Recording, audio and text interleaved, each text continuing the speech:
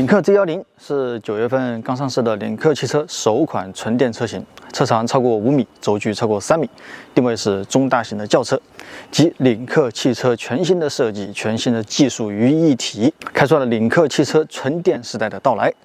小米速7是小米汽车的首款车型，同时也是目前唯一一款在售的小米汽车，车长将近5米，轴距3米整，是小米汽车的开山鼻祖之作。这两款车分别代表了各自品牌在纯电领域的雄心壮志。Z10和速7在售的车款在价格、动力、高科技配置等层面高度重合。这种火星撞地球般的碰撞，全方位的单挑，一触即发的 PK 就在今天。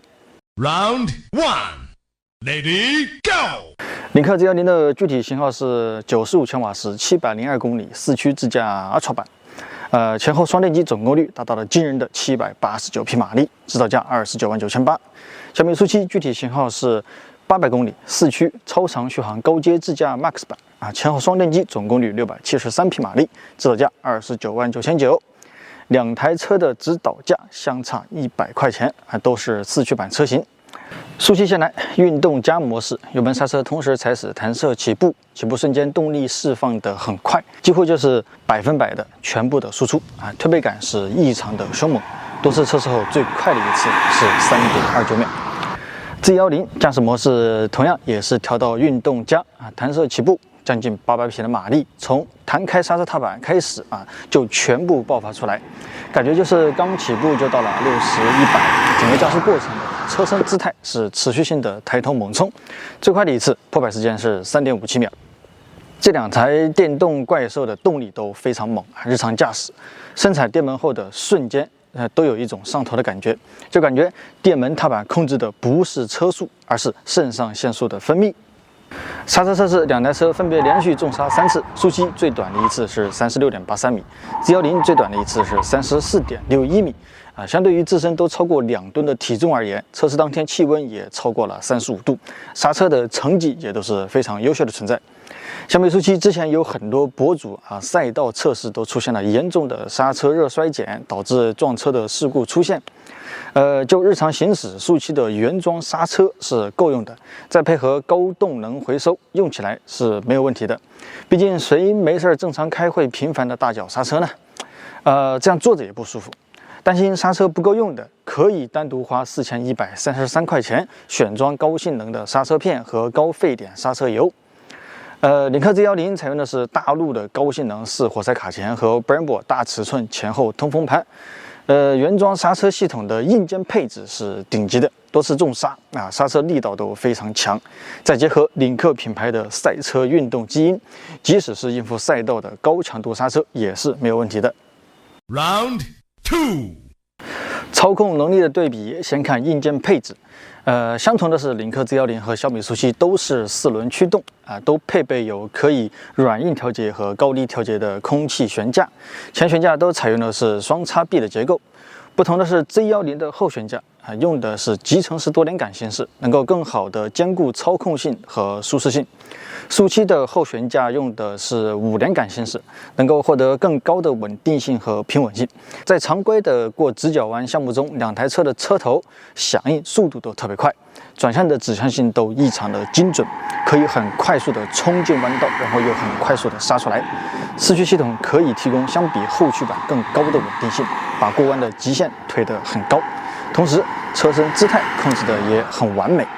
基础的操控相比于自身的价格而言是很优秀的，应付日常的环线超车、山路驾驶是绰绰有余的。两台车的操控能力感受不出来较大的差距，但是日常驾驶的差别就体现出来。领克 Z10在空气悬架的基础之上加入了 CDC 连续可变阻尼电控减震系统，能主动的抑制侧倾、俯仰震动，主动控制过弯的姿态，提升车身的稳定性和底盘的舒适性。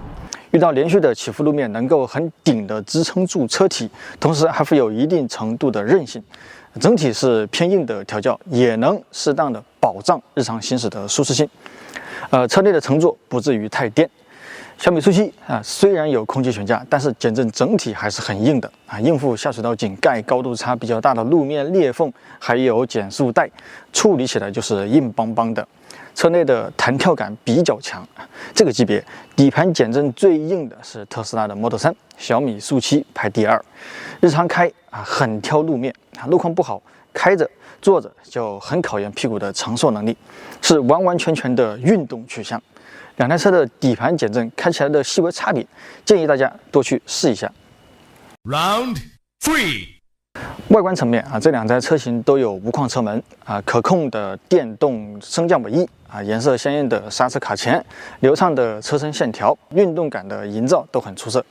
不同的是，速7的外观整体比较流畅自然，借鉴保时捷的设计呢，成熟度很高，最起码不会因为设计不当而翻车。风阻系数是非常优秀的 0.195。领克 Z10 车头视角、车尾视角。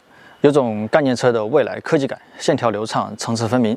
大灯尾灯的辨识度很高，一眼就看得出来这是台领克的车。设计是领克的灵魂，领克的车主可以很自信地说，我是谁，而不是我像谁。从01到09再到 Z10有属于自己的品牌设计。同样的 ，Z10的风阻系数也做到了0.2以下具体是0.198，也都非常优秀。风阻越低，设计就越花钱，成本也越高高速的电耗就更低，续航就更长。轮胎的配置呢也有不同这台顶配的速7选装了前245 40R20，后265 40R20的米其林 PS1B 轮胎。领克 Z10 原厂配备的就是前后都是255 40R21的米其林 PS1B 轮胎，轮胎的型号都是一样，尺寸上 Z10 比速7要大1号。也不用再花钱去选装类似这种 Z10 盯着速7打的点还有很多，可谓是针尖对麦芒。内饰层面，两台车的设计呢也都高度类似速7有仪式感满满的 7.1 英寸的翻转仪表 ，Z10 的仪表不能翻转，但是尺寸更窄更宽，有 12.66 英寸。中控车机的操作逻辑、反应速度都没有问题各种功能的布局很好找。语音系统的识别和反应速度呢也够快都是处于新能源的第一梯队。硬件配置上速7用的是高通骁龙的8295的芯片用8295的车不多，一般的新能源用的都是8195的芯片。8295比8195具有更高的性能支持更多的并行处理和算法。领克 Z10 更绝，竟然用的是 AMD V2000A 车规级系统芯片 ，CPU 的算力是高通骁龙8295的 1.8倍，这一下子就把技术卷到了新的高度。目前两台车的车机实际体验感受不出来差距，但是随着年限的增长 ，OTA 升级的内容越来越多，越来越丰富这种算力更高的芯片就能够支持更创新的 OTA 功能，不至于说用几年车机会很卡。车内舒适度配置主要说一下座椅和空间。速7的座椅整体偏薄，柔软度也偏硬，配合较硬的减震，开着很爽。主驾有电动侧翼，作用的时候顶出来的力度也很强包裹性比较好，坐着呢就很难受同理，特斯拉 Model 3也很难受。速7前排座椅有加热、通风，后排座椅只有加热功能。到了 Z10 这里呢，座椅相比速7稍微的软一点点久坐的舒适性是比速7要舒服的。配置这块，前后排座椅都支持加热、通风和按摩的功能。前排主副驾都支持电动腰托调节和电动腿托调节，舒适性配置领克 Z10 直接到顶，拔高了同级别同价位的配置水平。Round 4. 辅助驾驶软硬件，两台车都有11个摄像头、12个超声波雷达、1个激光雷达。后面波雷达 Z10 有5个，速7有3个。都支持 L2+ 级别的辅助驾驶，区别就是 Z10 支持高速阶段和城市路段的 NOA， 可以根据导航设置的路线自动进出匝道，在城市 NOA 阶段能够识别红绿灯、自动刹停、自动起步绕行避让、施工避让、礼让行人等。速7实际体验，高速 NOA 是可以自动变道、超越慢车、自动进出匝道的，城市 NOA 暂时不支持。要想实现全 NOA 的功能，可以花2万6来选装，或者根据销售政策会限时赠送终身免费使用权。最后具体谈一下两台车的购买建议。小米速7目前是平价销售，限时赠送价值8000元的 Nappa 真皮座椅，部分车型可以享受小米Pilot 增强自驾功能终身免费使用权。首发权益送的冰箱、音响、电动尾翼和20寸的轮毂现在都不送了。领克 Z10目前处于首发的阶段，权益有很多，根据版本的不同，能限时优惠6000到11000不等。就以这台车为例指导价299800，限时优惠11000，送价值1万的哈曼卡顿23扬声器的音响套装和纳帕真皮座椅。低配车型另外赠送电动尾翼和3000块钱的充电桩优惠券。这些优惠和赠送的配置都是限时的，在首发期内订车才能享受到。具体的活动可以咨询当地的经销商。从客观事实的角度来看，领克 Z10与小米SU7在外观、内饰、动力、安全和科技配置等方面各有千秋。